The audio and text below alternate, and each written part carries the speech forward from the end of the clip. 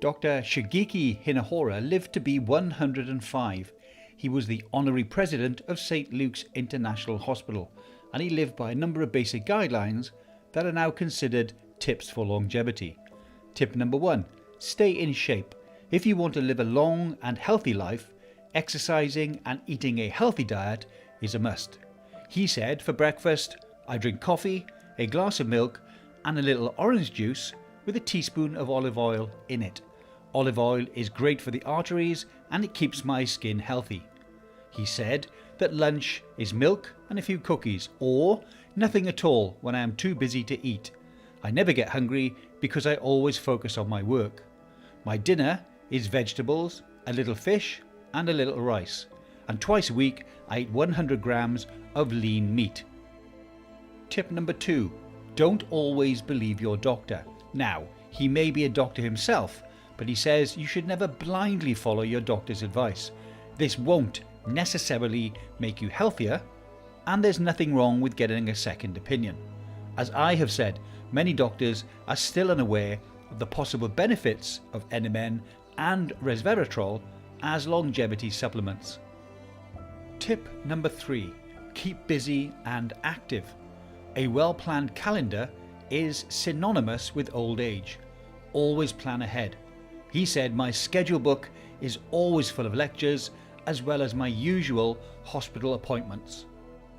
Tip number 4. According to Dr. Hinahora, pain is a very puzzling thing.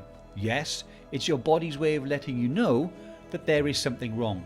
But before you start taking medicine as a cure-all, he says to also think about listening to music or even playing with your pet. He doesn't believe that taking a pill every time you feel pain is the answer. This may seem strange coming from a doctor, but he did live to be 105. Tip number 5, live your life to the fullest. Dr. Hinahora says that one secret to a long and happy life is to enjoy it. Up to the age of 105, he was still working around 16 hours a day, and even on his days off, he would often volunteer in his community. He stressed that keeping busy and staying happy helps him to live a long and happy life. Tip number 6, stand up and stay strong. Do not shirk away from everyday physical activity. He would always carry his own bags to keep fit. He ignored both elevators and escalators, opting to take the stairs. He said, I take stairs 2 at a time to get my muscles moving.